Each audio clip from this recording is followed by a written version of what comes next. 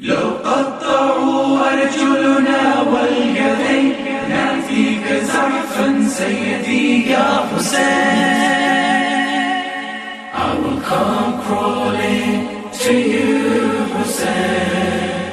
I will come crawling to you, Hussein. They can cut my arms and my legs, they can take everything that I have.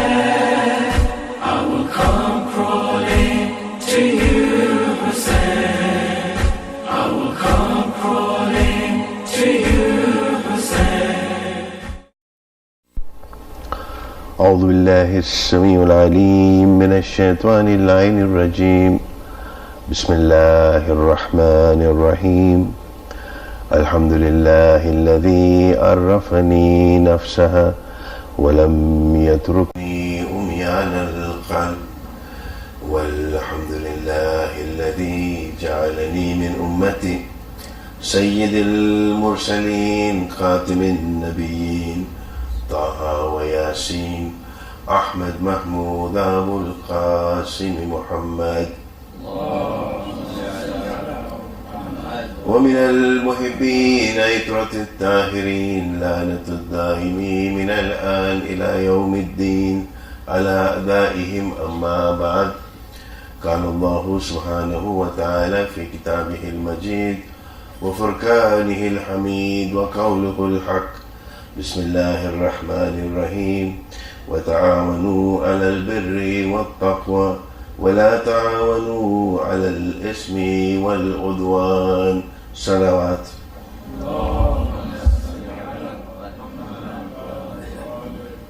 We need to continue with the subject at hand, which is, can the Muslim Ummah reclaim its rightful place as a civilizing force? Yesterday, just to recap, we looked at the example of the Medina society. The Constitution of Medina, a pluralistic document penned by the Blessed Prophet. And here is an example for us that I would like to emphasize and reiterate. The Blessed Prophet could well have said, and he had the majority with him in Medina, with the Ansar and the Muhajirun, that I am your ruler divinely appointed. I am Rasulullah. I am the Prophet of Allah. He did not do that. What he did was, he agreed to have a tripartite document in consultation with non-Muslims. The Jews and the pagans in Medina had a document whereby he had the buy-in from the people of Medina to create a state of Medina which was based on social justice. There are many who claim numerous powers buttressed on the basis of religion. And this commodity called religion and my truth has become a tool to oppress and suppress people. There is a movement now in reaction to that has come up, which is called SBNI, spiritual but not religious. There is a group amongst non-Muslims which has sprung up, looking at the Catholic clergy, looking at organized religion, saying that we would like to have spirituality. We are human beings, we would like to connect with our Maker, but we do not want any part of this box that is being given to us, which says this is your religion. And indeed, if you go to the SBNR site, and if I may repeat this particular anecdote, which is on the SBNR site, where it is said that God and Shaitan went for a walk one evening. And God bends down, picks up something. And Shaitan asks God to say, but what did you pick up? And God says, I picked up the truth. And Shaitan says, give it to me, I will organize it. The Blessed Prophet Islam sallallahu alaihi wasallam said something so beautifully. Mu'mineen, faith is something that is a connection with the Maker. There is a horizontal path of having a connection with the creation of Allah subhanahu wa ta'ala, which is what we call hukukul ibad. And there is the vertical path which we say, this is hukukullah, the rights of Allah upon us. Our prayers, our fasting, our ibadat are all part of hukukullah. And the other horizontal axis that we have is indeed hukukul ibad, the rights of the creatures of Allah upon us as creatures of Allah. The rights of the makhluk, created. And we are talking about makhluk, we are talking about insects, we are talking about animals, we are talking about human beings. So these are the two, and when you look at that, and when you think about that, as to what is faith, and the Blessed Prophet said so simply, in terms of serving humanity, that an act that is good makes you happy, or an act that is bad makes you unhappy, that is faith. Or else is corollary. And this simple message of inherent spirituality, a human being, an innocent child grows up in an environment, that child is conditioned by the environment that child lives in. And if he has been conditioned to think well of humanity, we just heard the ayat of Surah Al-Hujurat, to say that, do you backbite? Why do you backbite? The concept of husn zan, thinking well of the other human being. And the Imam al-Islam have said so many times to say, give the person the benefit of doubt, not once, not twice, 30 times before you actually say something about that person. Even after that, what you do is give him the benefit of doubt. This is faith. This is cordial relation that the Blessed Prophet Islam sallallahu alaihi wasallam was exercising in Medina. This was the perfect society of Medina. That was the preamble, and that was the message yesterday, to say that there is a level of understanding within a community, within human beings, that we are part of the human race. And you know something?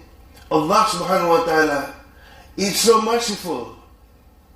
Once he sees a mother cuddling a little infant, and the Prophet asks the companions to say, do you think that this mother will ever throw the child into the fire? And the companions said, Ya Rasulullah, it is impossible. The love of a mother would not allow that mother to throw the child in the fire. Well, the Blessed Prophet said that there is only 1% of mercy. The 99% of mercy for the human beings has been kept by God Himself. This is the merciful Allah subhanahu wa ta'ala that we talk about Rahman and Rahim all the time when we recite Bismillah. This truly is what faith is all about. To say, here is a merciful God. Here is merciful Allah subhanahu wa ta'ala. And if, for instance, I fail unknowingly, if I fail in some duty of hukukullah, maybe, the toothpaste that I talked about yesterday, maybe it went a little lower than it should have. He is Ghafurur Rahim, He's going to forgive us, inshallah. But you know something? When it comes to the human being, the hukukul ibad, if you have usurped even a single iota of somebody's right upon you, it will not be up to Allah to forgive us on the Day of Judgment. It will be for that person to forgive us. How forgiving are we? There's a couplet in Farsi, which translated says, you give somebody 10 almonds, and if one almond is bitter, they will not remember the 9 sweet almonds that they ate. This is human nature. He will remember the one bitter almond to say, the almonds that you gave me, one was bitter. This is human nature. as to how forgiving we can be. So the ayah that I began with, we're told this is the basis of human cooperation, to say that cooperate with each other in bir and in taqwa, in goodness and in piety, and not with sin and aggression. And that was what we discussed very briefly yesterday. Well, we just heard a beautiful rendition by our young friend Riaz about the thinking on Karbala. And truly, it is a tragedy. It is a tragedy to awaken humanity towards the basis of social justice. But I say to my friends, let us not just keep moving with Hussein in history. Let us move with Hussein in reality, with the revolution and change that Moharram gives us, an opportunity to be able to revive and reinvigorate our spirits, to say that we will serve Allah subhanahu wa ta'ala. We will be amongst the biggest proponents of social justice. So that from this generation rises those who can stand shoulder to shoulder with the likes of Dalai Lama and with the likes of Nelson Mandela, to say, here we are, we too uphold the principles of humanity. That, mu'mineen, is the meaning of moving with Hussein in reality, in revolution and in change. You know, there's a beautiful couplet in Urdu translated that Gehware Beshir pe roye to bahut, Gehware Beshir pe roye to bahut. Upon the crib of Ali Asghar, our eyes flowed with tears. Gehware zindagi mein aankhein na khuli. That in the crib of life we did not open our eyes. That we came, we celebrated, we commemorated the 12 days of Moharram and beyond, as the tradition has set us to say that until the 20th of Safar, we continue to remember Sayyid al-Shuhada. We continue to remember Bibi Zainab Salamullahi alayha. We continue to remember the 72 Shuhada. And if, mu'mineen, as I said yesterday, if there is no change in me from last Muharram to this Muharram, what tribute have I paid? And this is the meaning of opening. And what does Imam say? وَإِنَّمَا خَرَجْتُ لِتَرَى بِالْإِصْلَاحِ فِي أُمَّةِ جَدِّي. Imam says, I am a reformer. And what we do is, we make tahrif on Imam Hussain alayhi salam. The masaib that we recite, na'uzubillah, Shaykh Ustad Mutahari writes that if such masaib were to be recited when you are fasting, your fasting would break, your fast would be batil. Meaning that if you recite a wrong hadith while you are fasting, fiqh tells us that that fast is invalidated. So he says that while we mourn Hussein for the tragedy that befell him in Karbala, we too now must mourn of the tragedy that has befallen Hussein on the tahrif and the interpolation and the falsehoods that are being portrayed by two penny poets who come and charge us exorbitant sums of money to try and entertain us. Mu'mineen Azadari, the Azar of Hussein, has now become a commercial venture to say, how much money am I going to make out of this ashra that I'll be reciting? This has become a commodity instead of reform. Imam says in explicit terms to say that the society at that time had become corrupt and the ummah of my grandfather has become degenerate. And I am leaving Medina to see that there is Islah. And when we said yesterday, he faces the four corners in Karbala and says, Hal min Nasirin yansurna. He was proclaiming there to the entire world to say that I have risen up to carry out reform, and I am a reformer, and any Husseini who is a Husseini must be a reformer, beginning with one's own self. Yesterday, I shared with you a couplet about Lahore's mosque. Well, I have paraphrased it with Imam Hussain alayhi salam to say फर्श अज़ा तो बिछा दी पल भर में, फर्श अज़ा तो बिछा दी पल भर में, हुसैन पे रोने वालों ने. That we have created this फर्श अज़ा, this place for mourning within seconds. फर्श अज़ा तो बिछा दी पल भर में, हुसैन पे रोने वालों ने. गिरिया तो हमें इनके रोने पे है जो सदियों में हुसैन ही बन न सके. That we truly mourn that over these years, if there is no transformation, if there is no issue of that reform which was the message of Imam Hussain alayhi salam, then mu'mineen, what have we achieved?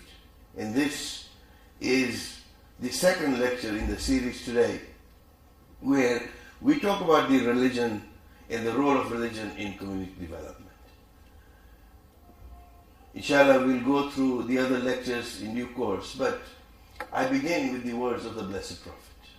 He said, and I quote, because we're now talking about a society of believers. Let us think positive.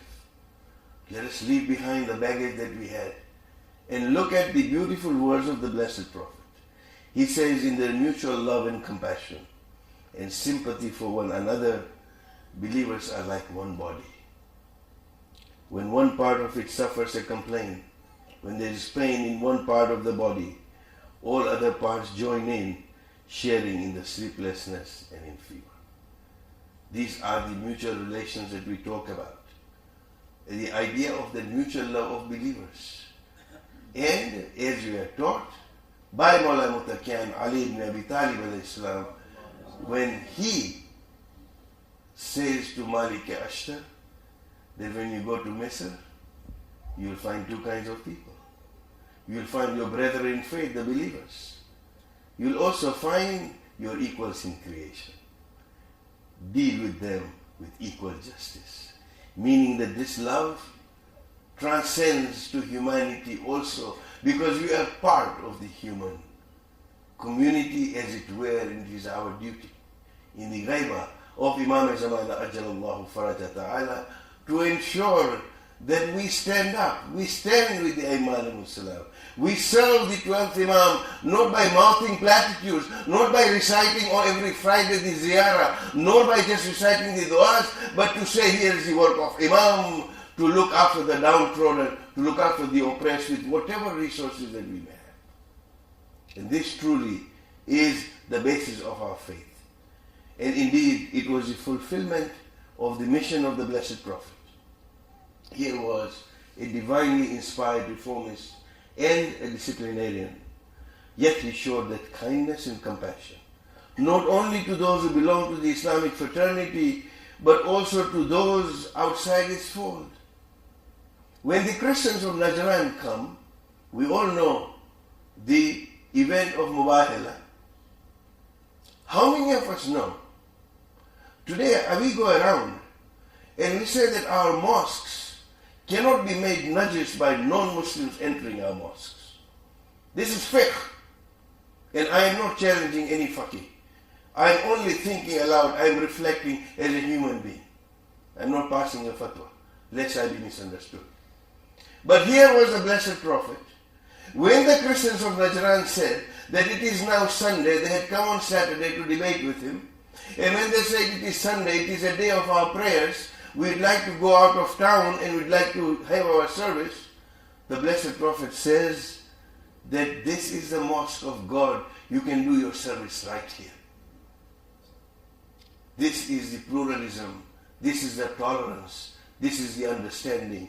And this is how he was able to create in Medina a morally pure, a socially vibrant, a racially and religiously coherent, and an economic prosperous society. History after the Prophet dictates otherwise, because we lost a vision, we lost a goal. Saqifa changed certain things. That's not my subject. But I'm looking at the Medina society, and we need to take inspiration from that society.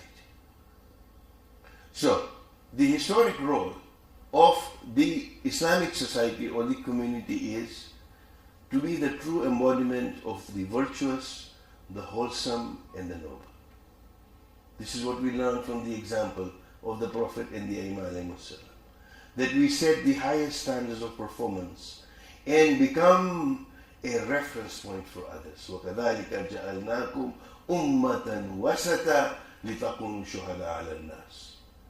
That we have made you a nation most balanced, so that you may be an example for mankind.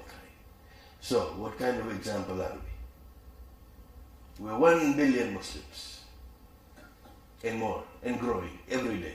Every minute we are increasing, because our birth rate is higher than our death rate, except for the Khojas. For the Khojas, the birth rate and the death rate is almost the same. So we remain at the level of 124,000, never increase. We are 1 billion Muslims. What goes on in Pakistan, in Palestine, in Kashmir, in North Africa, and elsewhere in the world today. What is going on? I don't need to reiterate the failed states that we talked about yesterday. Did you know that with all that black gold under Muslim lands in Saudi Arabia, in Iraq, in Iran, everywhere, where you have so much oil that is under those lands, 75% of the world's displaced people, refugees, are from amongst Muslims. This is what we are, this is our state. And the Blessed Prophet foresaw this. This is a hadith that I'm quoting.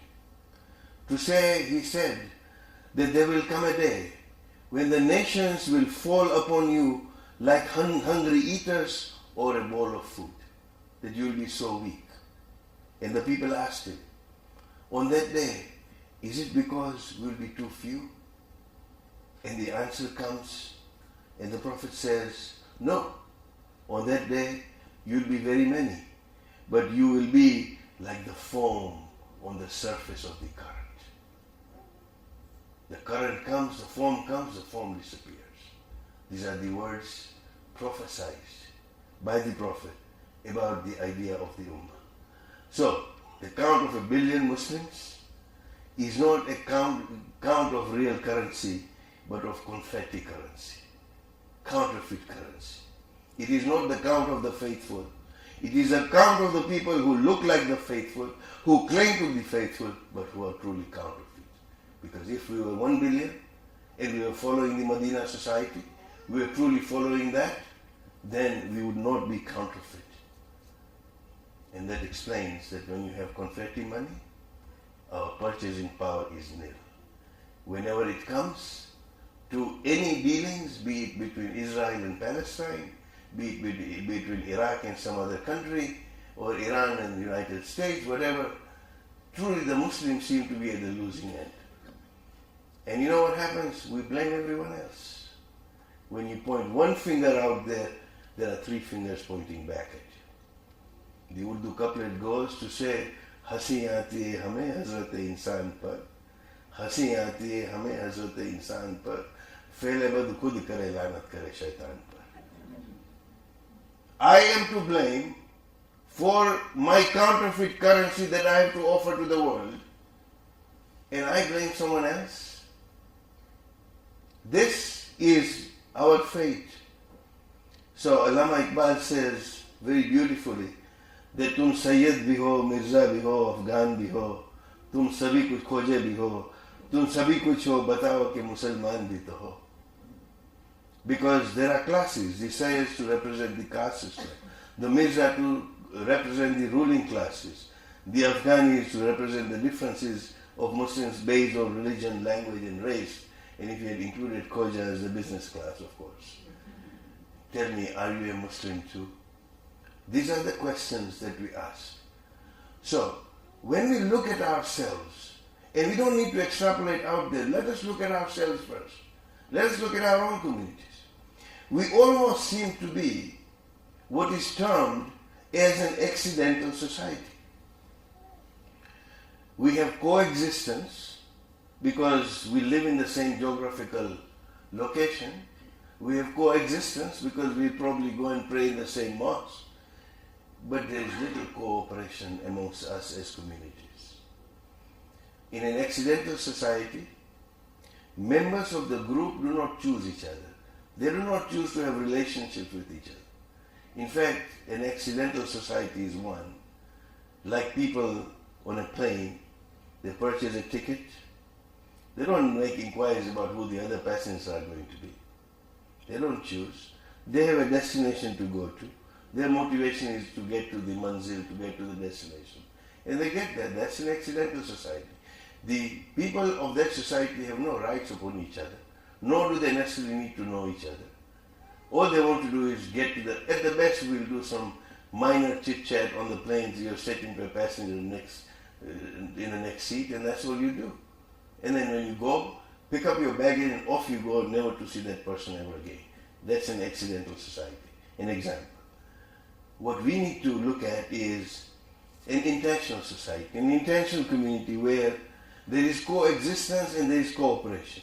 That members join each other and work together with prior intention. They have a vision, they have a goal. This is what the Muslim Ummah needs to be, not an accidental society, but an intentional society where there is cooperation and realization of a particular object. That there is mutual and reciprocal responsibility. Now please do not misunderstand me. I am not casting aspersions on the organizations that we already have, which try and do the best that they can. I'm talking generally about the state of the Ummah, where we tend to be so focused on our own things and where we sometimes lose the fact. Here you have an intentional society where members of a group select each other. They set a criteria for membership for each other so that they can belong to one group and accept the rules made by each member consciously. Today when you look at Western institutions that we are part of too, we live here. We are not transient people. We live here. This is our home. When you look at the institutions that are being created, you can see that they have longevity. You can see that there is a basis of moving forward within that. How many institutions do we have within the OIC, the 50 countries of the OIC, where you see lasting institutions? This is a failing that we need to address. A family is a great example of an intentional society, that the husband and the wife choose each other intentionally with a view to lead a common life with common responsibilities. That's a family is an intentional society as compared to an accidental society. And here we talk about individual responsibility within a society. And I'm leading up to something that I would like to try and deliver as succinctly as I possibly can, but I need to build this up. So please bear with me. The individual responsibility within a society is that an individual is responsible for the common welfare and prosperity of the society. I have a responsibility as a member of the society. And not only to the society, but to Allah subhanahu wa ta'ala as well. Shahid Bakr Sadr, a great scholar of our time, who was murdered by Saddam Hussein, talks about two kinds of judgment in his book on the understanding of the Quran. And he says that on the day of judgment, there will be two accounts that we will need to give. One is going to be a personal account of what you do, but there is also going to be an account, Sadr says, that it is going to be an account of your interaction in the society that you lived in. Because there is a responsibility to Allah subhanahu wa ta'ala on that. And therefore, it is an individual duty. At the same time, there is a community's responsibilities. That the society is also responsible for the individual's welfare.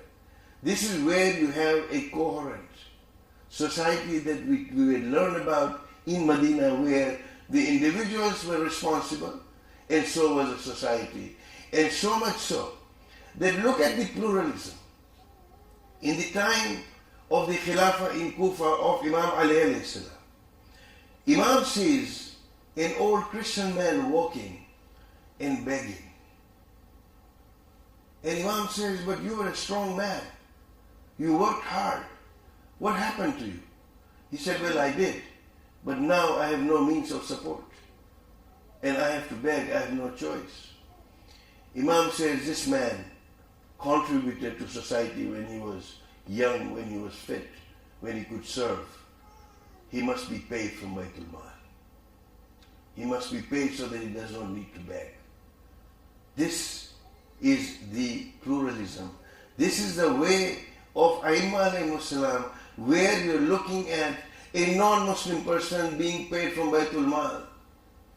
And here, if we at all try and deviate a little bit from the Khums money, there is all kind of issues that will raise and emails will flow like nobody's business to say money has been misappropriated. See what has been done. A non-Muslim has benefited from Imam's money.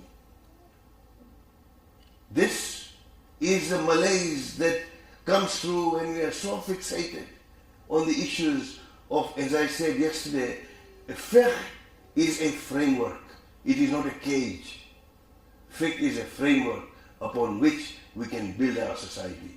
Fiqh is not a cage that we are put inside so that we cannot even move. This indeed has to be so that the duties and the rights correspond harmoniously. And that is a concept of Amr bil Ma'ruf and Nahy anil Munkar. An example is given by the Blessed Prophet to say what is the responsibility of a society. Well, there is a man riding in a boat. He's bought his ticket. He's paid for that. And now the boat is moving. It's in the middle of the ocean. And the man says, this is the space that I bought. It belongs to me. And I start digging a hole in it. The responsibility of the society is to stop him. Because if he does that, everybody is going to sink. There is this balance that needs to be done where society has rights upon a human being and the human being has rights upon a society. Unlike the capitalist society, unlike the forgotten Marxist society, where within the Marxism, society was all supreme. Within the capitalist fashion, the individual is all supreme. Here is Ummate Wasata being taught to us to say that there is a balance between an individual and a society. Both have reciprocal rights, and this is the way forward for us as Muslims. Salawat. So we need to move on. A human being is a social animal. He needs a society. You cannot escape. A man decided to escape and he said, I don't want this society. So what does he do? He wears one loincloth, goes up on the mountain. Well, one loincloth on the mountain after 15 days, you know what the state is of that loincloth. So he goes to the river and tries to wash the loincloth. Well, a mouse comes and carries the loincloth away. He runs after the mouse, grabs the loincloth back, puts it back, goes to the village and says, I need a cat so that this mouse can be controlled. So he brings a cat up with him on the mountain. Well, after 2 days, the cat wants some milk. So he has to go back to the village and bring a cow. And with the cow, he had to bring somebody to look after the cow. And the person who brought the cow had to bring his wife and his children. Pretty soon, the entire village was up with him. You cannot escape society. A human being is a social animal. He has to live in a society. And this is what Allama Iqbal says so beautifully. And he said, Fard Qaim Rabt al-Millat se hai tanha kuch hi nahi. That a human being is indeed connected to the community. Alone he is nothing. Moj darya mein hai, birun darya kuch bhi nahi. The idea of the stream, the power in a stream that is flowing, is where the flow is. If you stand on the bank, not join the society, you will not move. And therefore we need a society. But in order to have a society which is fruitful, in order to have a society which is progressive, we need to understand the development phases of a society. Now this is something that may not normally be said from podiums of this nature. I beg your forgiveness. But this is something that needs to be conveyed, and I crave your attention just for a few minutes, and inshallah we will conclude. There are groups, communities who normally move through 4 stages. There's a stage where people come together. I call it a pseudo-community. And then there is a process of chaos. And then there is a process of emptiness. And then you come back to a real community. I will elaborate on that. A pseudo-community is one where we come together as human beings with a common goal. And we will try to achieve perfect unity within a very short period of time. Maybe it's that kun fayakun to say, well, everybody's together, now we're going to have wonderful unity. In reality, this does not happen. And we are unwilling to acknowledge our failure in trying to do that. So what do? We fake it. We attempt to form this instant community by being extremely pleasant to each other, being very politically correct when we talk to each other, and we try and avoid all disagreements. Because, this is unity. The unity of the community will break. So we cannot really say what we want to say. Anything that is perceived as controversial, new, or challenging must be avoided at all costs because it will upset people in the community. We're trying to bring unity. And the appearance of harmony and oneness must be maintained. And this is a pseudo-community because we are in a state of denial. This is the first stage of trying to form a community. These pseudo-communities are shallow, they build upon illusions, they're well-meaning, but they're destined to fail.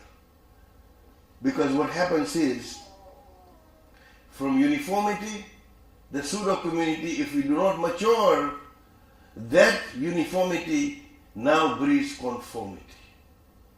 I try to bring uniformity. I cannot say these things.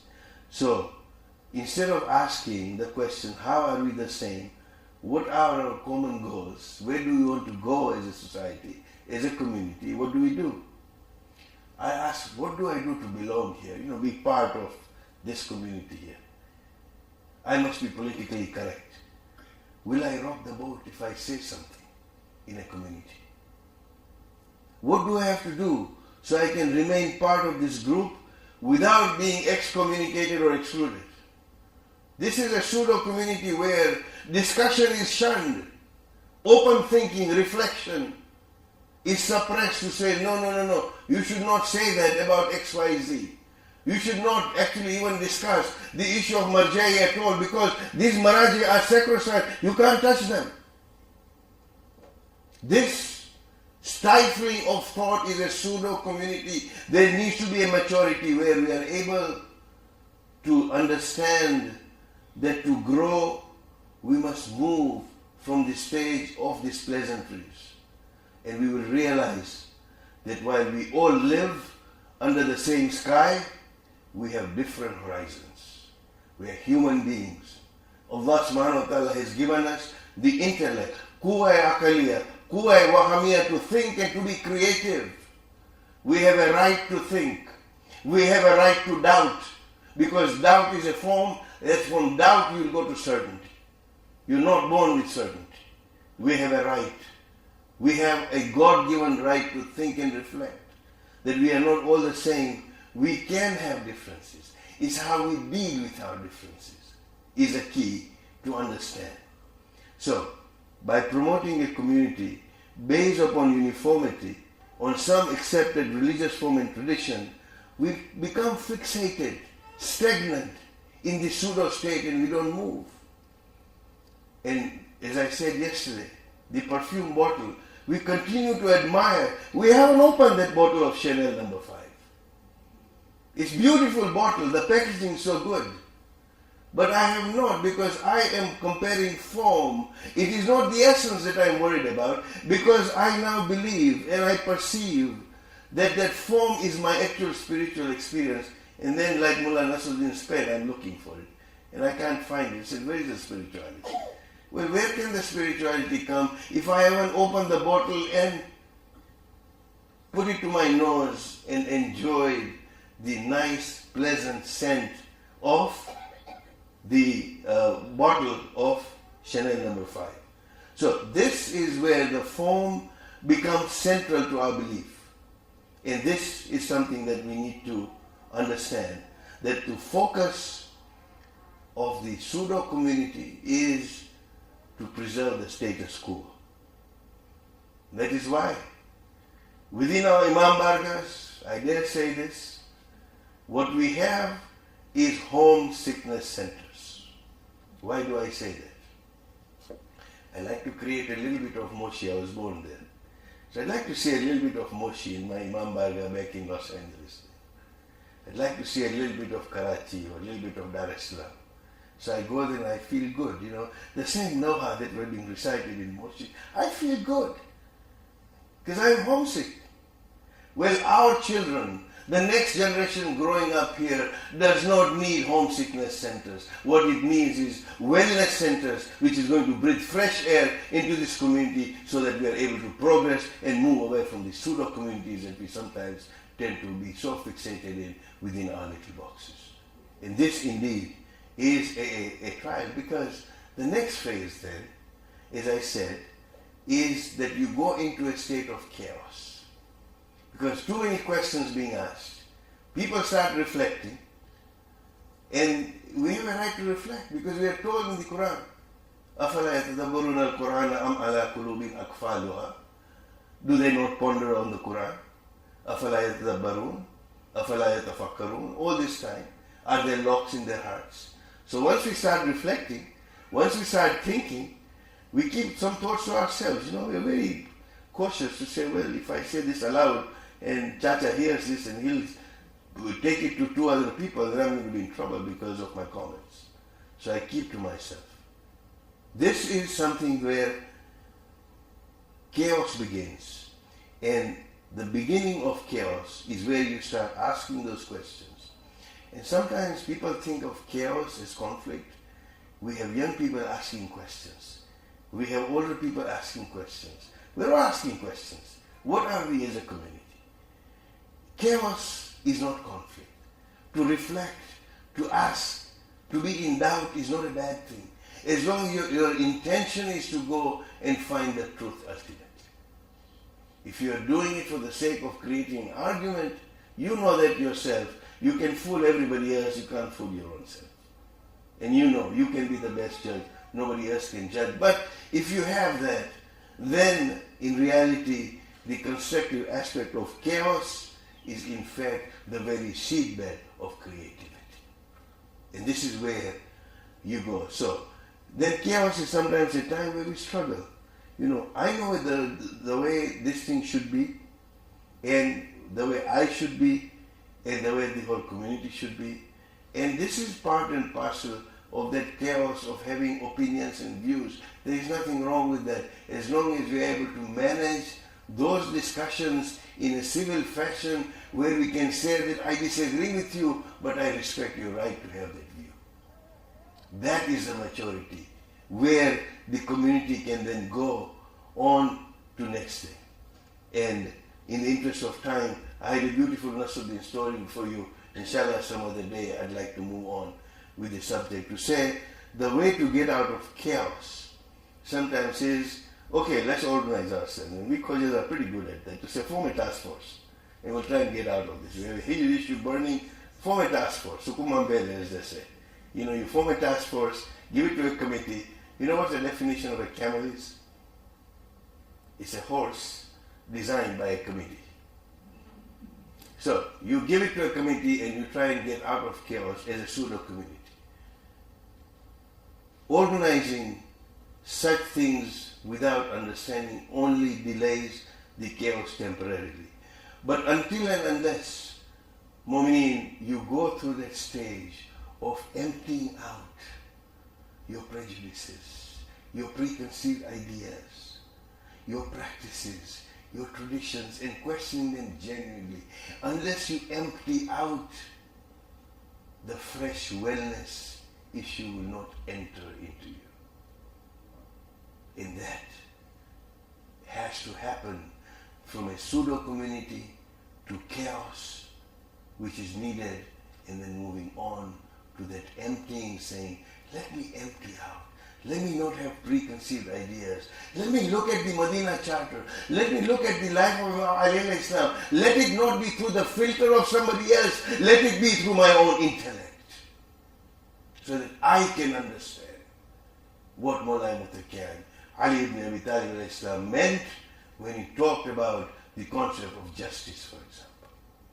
He's in front of the second caliph, and a plaintiff has accused Imam Ali of something, and the plaintiff is called and says, Fulan bin Fulan, come and sit here, it was a tradition that the plaintiff and the defendant would both sit next to each other. And then he says, oh, Abul Hassan, please come and grace us, please. The second caliph says. And Imam's brow, there was a frown on his face. And he says, is it that you don't like to sit next to the plaintiff? We can organize a special place for you. And he says, you don't understand, do you? That by calling him with his name, Fulan bin Fulan, and by calling me with my kunya, oh Abul Hassan, please come, you have already shown favor to me, you are not fit to be a judge. This is the acute sense of justice within a human being that Imam al-Islam teaches. We don't need any filters. We don't need anybody to come and tell us about this justice. If we truly imbibe that. So the idea is that emptiness of preconceived notions and prejudices. But for that to happen, the self must die. It is the opposite of Khudi ko Karbala Ditna. It is the opposite. Here the self must die. The goal is to become a community of believers united in the spirit of pure Tawheed, which needs to be understood. And so for us to move forward. Otherwise to say, well, it's my way, this is the way I think and I'm not emptied out, is a philosophy of failure. So for the community to live, the self, the ego must die. And then the community stage where we must be unafraid to examine our beliefs and practices. Our forefathers practiced. Well, you know what our forefathers really practiced 4 or 5 generations ago? They believed that Imam Ali al-Islam was the 10th incarnation of Lord Vishnu. This is what our forefathers believed. For better or for worse. This is history of our community. So, we question, we move through. The idea is to examine our beliefs and practices. And if necessary, if we feel we need to make a change, then we must embrace that change. Because we're told in Surah Al-Ra'd, Allah does not change the condition of the people unless they make that change within themselves. This is what we are. So by emptying ourselves of those expectations, we create the space for true listening, for healing, and for the connection. Inshallah, we will continue with this concept of the community and as to how we learn. But I crave your attention for 5 very quick minutes. I know I've exceeded my time by about 2 to 3 minutes. I crave 5 more minutes, if I may, that we learn. Habil and Qabil had a fight. Qabil kills his brother Habil. You know how human beings learn how to bury their dead? Qabil did not know what to do with his brother's body. A crow came and was burying a dead crow. Human beings learned how to bury their dead from a crow. So I would like to offer us some lessons from geese. Have you ever seen these geese who fly in beautiful V formation? The lessons from geese is that they know that as each one flies, the uplift from the birds in that V formation adds 71% greater flying range than if each bird flew alone.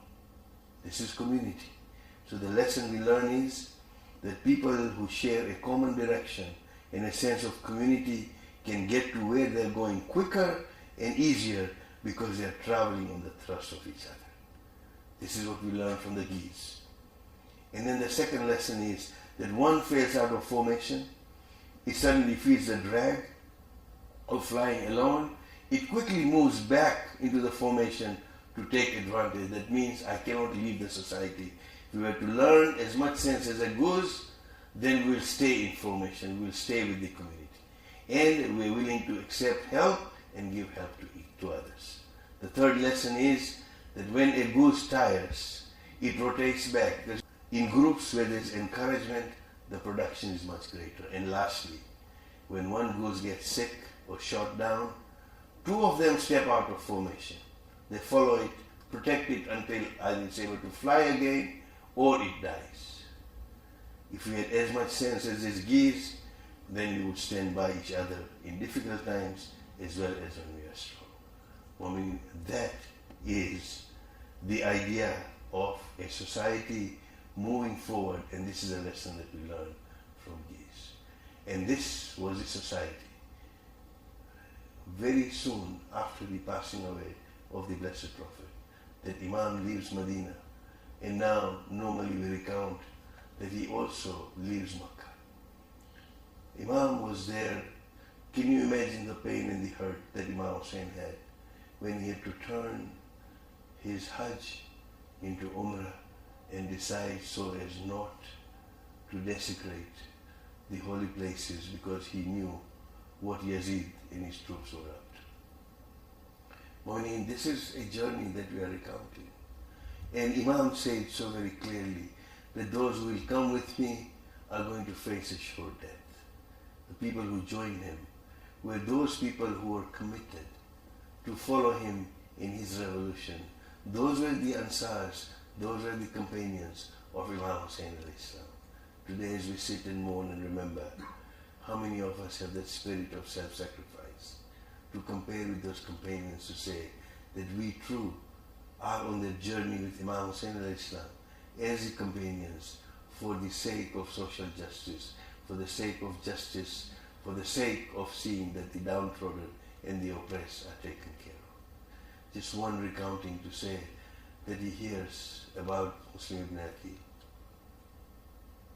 And when the caravan stops, this is where when the news comes, he calls the daughter.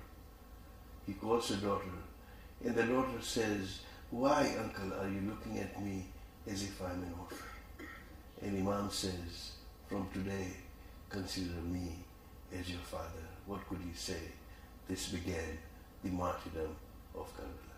Inna lillahi wa inna ilayhi raji'un.